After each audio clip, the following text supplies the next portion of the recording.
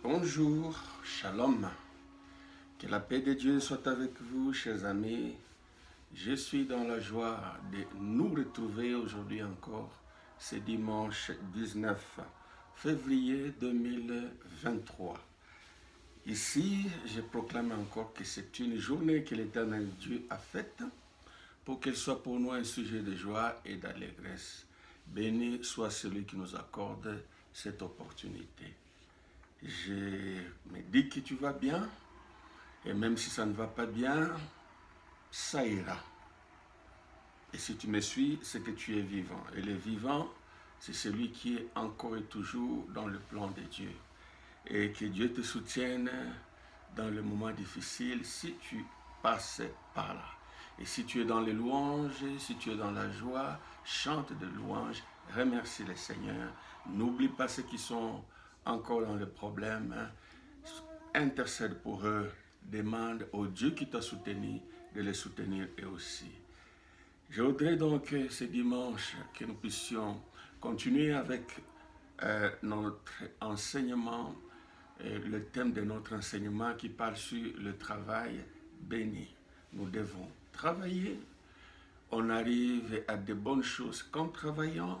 Dans la vie normale, il faut de l'effort. Il faut fuir, quitter la paresse. Il faut mettre de l'énergie. Il faut prendre des décisions. Il faut de la persévérance. Il faut de l'effort. Nous ne devons pas être des paresseux dans ce monde.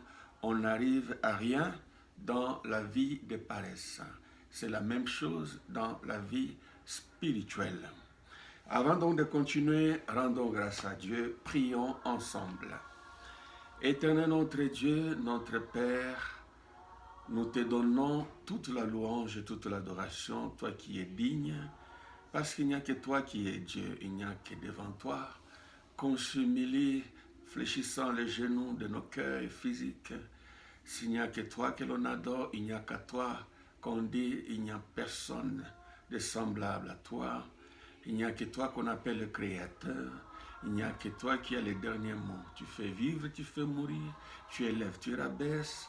Tu enrichis, tu appauvris. C'est toi, éternel notre Dieu, qui donne et qui arrache. C'est toi qui fais enfanter, c'est toi qui rends stérile. C'est toi, et il n'y a que toi. Reçois donc notre adoration aujourd'hui. Et je voudrais, Père, que tu nous fasses grâce, que tu nous bénisses par le Saint-Esprit. Et parce que nous venons derrière le sang de Jésus, par lequel nous sommes acceptés devant ta sainteté. Alléluia. Que la louange te revienne, Père. Nous te prions au nom de Jésus. Amen. Le travail béni, mon cher ami, le travail béni, le travail spirituel doit être fait par toi et par moi. Nous pouvons le faire pour les autres, mais il faut commencer à le faire pour nous-mêmes. Tout commence par toi, tout commence par moi. Si tu es spirituellement stable, tu pourras alors aider les autres. Tu ne peux pas donner ce que tu n'as pas. Alors, nous devons travailler spirituellement, nous devons travailler comme nous travaillons pour le corps, travailler pour la parole, travailler pour l'âme, travailler pour l'esprit, par la prière, avons-nous dit. Et mes chers amis, avant de continuer, je voudrais reprendre ce que l'un des versets que nous avons lus dès le début. Jean chapitre 6, verset 27. Travaillez, non pour la nourriture qui périt, mais pour celle qui subsiste, pour la vie éternelle, et que le Fils de l'homme vous donnera, car c'est lui qui est le Père, que Dieu a marqué de son sceau. Amen. Je lis l'autre passage. Philippiens chapitre 2, le verset 12 et 13. Ainsi, mes bien-aimés, comme vous avez toujours obéi, travaillez à votre salut avec crainte et tremblement. Non seulement comme en ma présence, mais bien plus encore maintenant que je suis absent. Car c'est Dieu qui produit en vous le vouloir et le faire selon son bon plaisir. Amen. Travaillons pour notre salut avec crainte et tremblement. Et travaillons, fournissons d'efforts, concentrons-nous, préoccupons-nous, pas toujours de la nourriture de ce monde ou des choses de ce monde, mais bien plus encore pour des choses spirituelles, car les visibles et les physiques sont passagers et ce qui est spirituel est éternel. Nous avons donc intérêt à travailler plus pour notre salut. Après tout ce que nous avons dit, si vous n'avez pas encore suivi, nos vidéos sont toujours sur la même chaîne. Aujourd'hui, nous continuons avec le principe qui dit le travail spirituel ou la persévérance dans le travail spirituel nous conduit à la sanctification. La persévérance dans le travail spirituel nous conduit à la sanctification, ou nous assure une vie de sanctification. Donc, nous allons beaucoup plus nous appuyer sur le mot persévérance. Continuer, ne pas lâcher, ne pas faire qu'une fois, faire régulièrement et mettre de l'effort. Nous lisons dans Romains chapitre 12, Romains 12, 11 et 12. Romains chapitre 12, les versets 11 et 12. Ayez du zèle et non de la paresse. Soyez fervents d'esprit. Servez le Seigneur. Réjouissez-vous en espérance. Soyez patients dans l'affliction. Persévérez dans la prière. Persévérez dans la lecture. Persévérez dans le travail spirituel pour votre propre intérêt. Dieu nous exhorte à nous réjouir dans l'espérance de salut. Lorsque nous sommes déjà sauvés, nous devons nous réjouir dans le salut dans lequel nous sommes. Pour nous réjouir, nous devons regarder les bienfaits de cette voie que nous avons choisie, qui s'appelle le salut. La vie chrétienne, cette vie-là, doit nous réjouir à cause de bienfaits, à cause de promesses, à cause de ce que nous avons abandonné, de ce qui est tombé de nous, de ce que nous avons échappé, et nous réjouir à cause de ce qui nous attend, non seulement dans cette vie, mais plus encore dans l'éternité. Alors, réjouissons-nous dans cette espérance. Tu dois te réjouir dans le Seigneur. Si tu as goûté, tu as trouvé que le Seigneur répond, alors réjouis-toi. 2. Soyez patients dans l'affliction. Cela veut dire que dans cette vie, il est possible que nous rencontrions des difficultés, des combats, des moments de haut et de bas. Cela est normal, c'est commun. Nous devons donc être patients, prier pour que le Seigneur nous délivre et puis persévérer dans la prière. Nous devons donc persévérer. Nous devons travailler continuellement pour conserver nos acquis spirituels, mon cher ami. C'est très, très important. Le travail continue, la persévérance dans le travail spirituel nous conduit à la volonté de Dieu. Et qu'est-ce que cette volonté de Dieu? Ce que Dieu veut, c'est notre sanctification. Nous lisons dans Hébreux. Hébreux, le chapitre 12, du verset 12 au verset 14. Ce que Dieu veut, la volonté de Dieu donc, c'est notre sanctification. Et la Bible nous dit ceci. Fortifiez donc vos mains languissantes et vos genoux affaiblis. Et suivez avec vos pieds des voies droites, afin que ce qui est boiteux ne dévie pas. mais plutôt se raffermissent. Recherchez la paix avec tous et la sanctification sans laquelle personne ne verra le Seigneur. Amen. Maintenant que nous sommes dans le Seigneur, réjouissons-nous, soyons patients, persévérants. Nous devons maintenant continuer à travailler pour que nos mains qui peuvent être fatiguées, qui peuvent être languissantes, puissent être fortifiées. Nous devons continuer à persévérer pour que nos pieds-là restent sur la voie droite et que ce qui est déjà boiteux se raffermisse.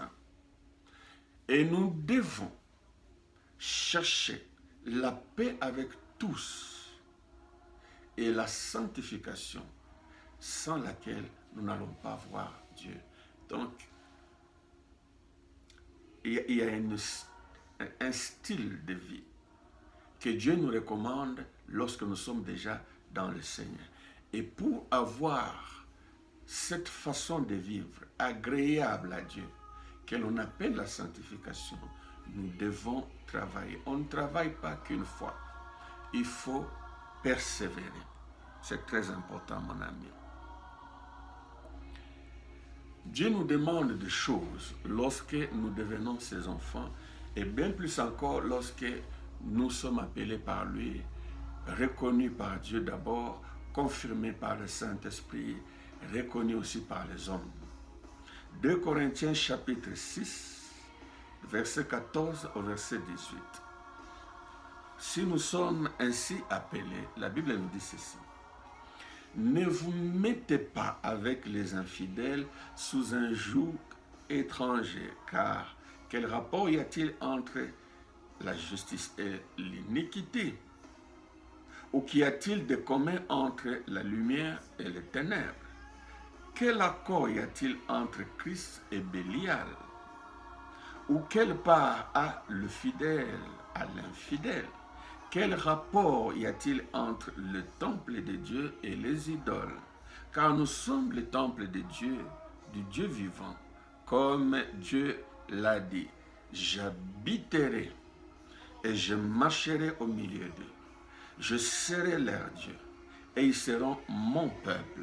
C'est pourquoi sortez du milieu d'eux et séparez-vous, dit le Seigneur. Ne touchez pas à ce qui est impur et je vous accueillerai.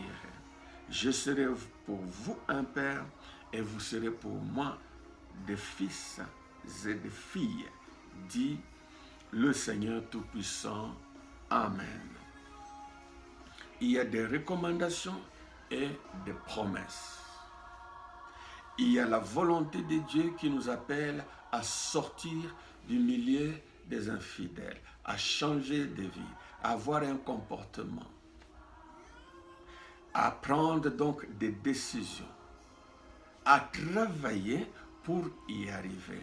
Et si nous travaillons pour y arriver, il y a des promesses. Dieu nous garantit qu'il va nous traiter comme des enfants. Vous serez mes enfants et je serai pour vous un père, dit le Seigneur Tout-Puissant. Alléluia.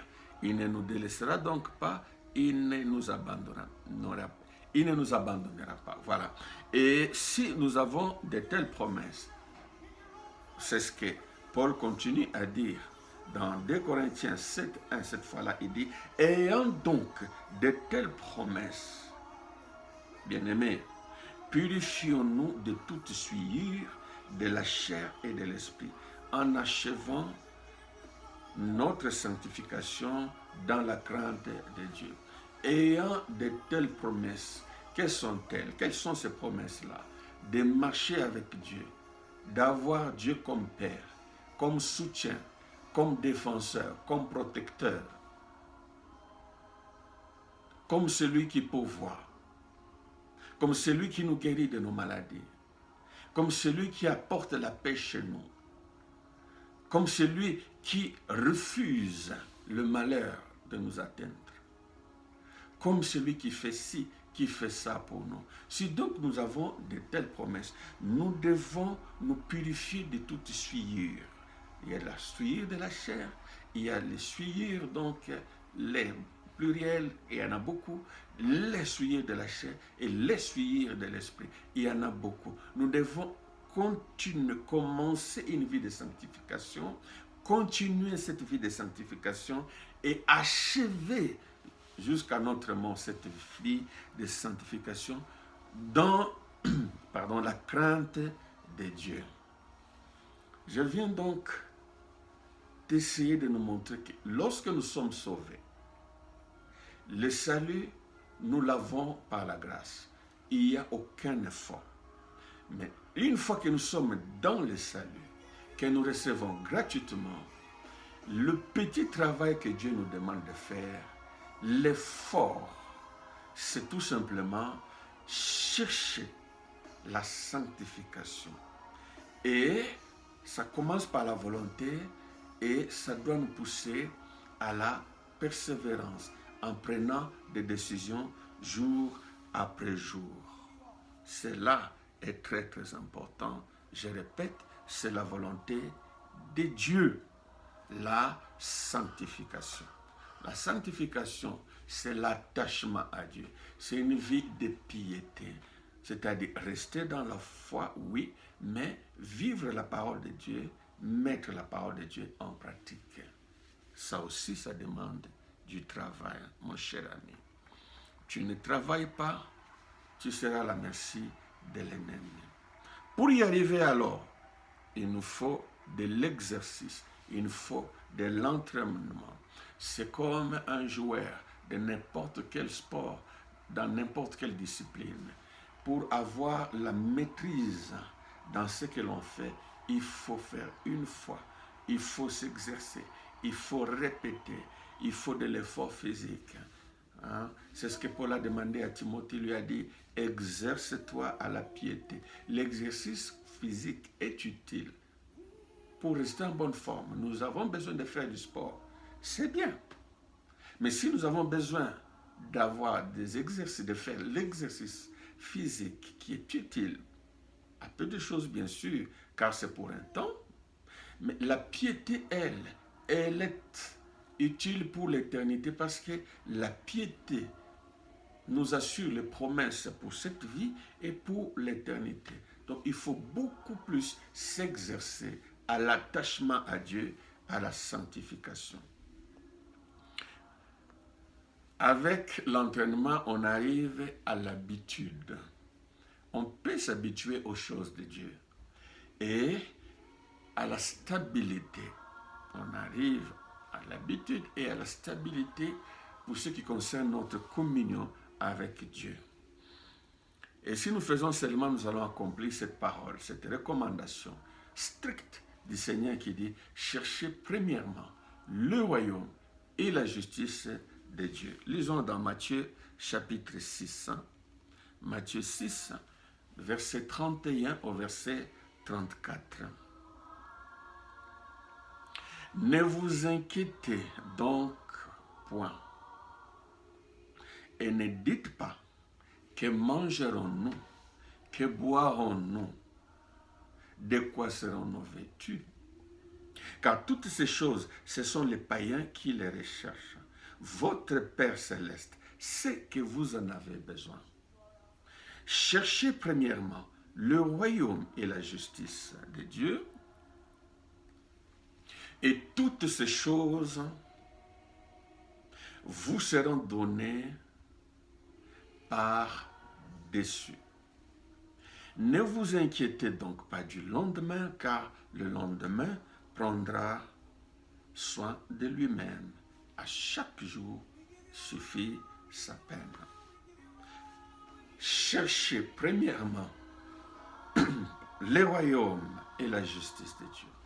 Le royaume, nous l'avons lorsque nous recevons Christ, nous donnons nos vies à Christ, lorsque nous établissons l'alliance avec Christ, c'est-à-dire lorsque nous croyons en Dieu et croyons que Jésus-Christ est celui qui est mort et ressuscité pour nous. Lorsque nous confessons, nos noms sont écrits dans les livres de vie, nous sommes citoyens du royaume de Dieu, nous avons le royaume de Dieu. La justice, c'est quoi? C'est quand nous cherchons la sanctification. Nous cherchons donc à nous attacher à Dieu. Nous travaillons pour connaître la parole de Dieu, connaître donc la volonté de Dieu, la mettre en pratique. Et c'est là, continuellement. Là, nous cherchons la justice de Dieu. Il n'y aura plus de soucis, il n'y aura plus d'inquiétude dans la vie de telles personnes. Parce que pour ce qui concerne leur nourriture, leurs besoins, leurs loyers, leurs études, tous les besoins, tous les défis de cette vie, s'ils sont en communion avec Dieu, Dieu bénira le travail de leurs mains, Dieu opérera des miracles, Dieu arrosera tout ce qu'ils font et Dieu ordonnera au nord, au sud, à l'est, à l'ouest de venir déverser des grâces dans leur vie parce qu'ils ont l'approbation, la faveur de Dieu. La faveur de Dieu attire tout en nous, mes chers amis. Et pour ça, il faut travailler. Il faut travailler. La persévérance, mes chers amis, dans la foi. C'est-à-dire, nous devons faire un effort, faire très attention pour que nous restions dans la foi, c'est-à-dire que personne et rien ne nous arrache de la foi en Jésus-Christ. Il ne faut pas renoncer à Jésus-Christ. Tu vas abandonner Christ, je voulais dire, pour aller où? Nous sommes de ceux qui disent, vers qui d'autre irons-nous, Seigneur? C'est toi qui as les paroles de la vie. Il faut rester stable, travailler, rester là-bas. 2. La persévérance dans la parole de Dieu, c'est-à-dire lire, connaître, étudier, apprendre la parole de Dieu et la mettre en pratique, nous rassure et nous aide dans la sanctification. Et 3. La prière. Faire toutes sortes de prières, confession, demande de plénitude, prière d'autorité, l'intercession, demander l'intelligence et la sagesse, ainsi de suite. Connaître les directives de Dieu, avoir la force de mettre en pratique, demander cette force-là, ainsi de suite. Si nous persévérons dans la foi, dans la parole et dans la prière, nous sommes assurés, rassurés de demeurer, mes chers amis, dans la communion avec Dieu et donc dans le royaume de Dieu et dans la recherche de la justice de Dieu. C'est très très important. Donc, la priorité des priorités pour Dieu, c'est le royaume de Dieu, son royaume donc, et sa justice. Le reste nous sera donné par-dessus tout. Travaillons. Ce que j'aime avec Dieu, c'est que quand il te demande quelque chose, il vient t'aider. Il ne nous demande pas d'aller lui chercher la lune parce qu'il sait que pour nous c'est impossible. Quand il nous demande d'être en paix avec les hommes, avec tous, c'est que cela est possible. Et si nous n'arrivons pas, demandons-lui de l'aide. S'il nous demande la sanctification, abandonner telle chose, faire ceci, mettre ceci ou cela en pratique, c'est que c'est possible. Et si on n'arrive pas, demandons de l'aide. Et Dieu nous bénira. Mes chers amis, que Dieu vous bénisse pour aujourd'hui. Rendons grâce à Dieu. Nous te rendons grâce. Nous t'adorons. Le monde t'adore. Nous nous unissons aux autres, aux milliards qui sont dans le monde. Un dimanche comme celui-ci ou un autre jour, se mettent chez eux à la maison, partout ils sont sur la route, quel que soit l'endroit où ils se trouvent, ou alors dans les assemblées, dans les églises, des gens se réunissent pour t'adorer. Et là où nous sommes, dans nos chambres, devant la télé, devant le téléphone, devant nos tablettes, en ce moment, nous t'adorons, nous nous unissons aux anges pour te célébrer, toi le Dieu de tous les esprits. À toi la louange et l'adoration. Merci pour le salut que tu nous as donné en Jésus. Donne-nous de demeurer fermes dans ce salut-là. Merci éternel notre Dieu de nous révéler ta volonté, de nous permettre de la mettre en pratique. de nous sanctifier donc pour toi. Et aujourd'hui encore, je prie pour que tu pourvoies à tous les besoins de tes enfants. Exauce, donne, délivre, guéris, pourvois, opère des miracles, manifeste des délivrances au nom de Jésus. Que les œuvres du diable soient anéanties dans la vie de tes enfants. Bon Père, merci de nous écouter, merci de nous exaucer dans ta bonté. Nous te prions ainsi au nom de Jésus, le Christ. Amen. À la prochaine, mes amis, si Dieu le veut.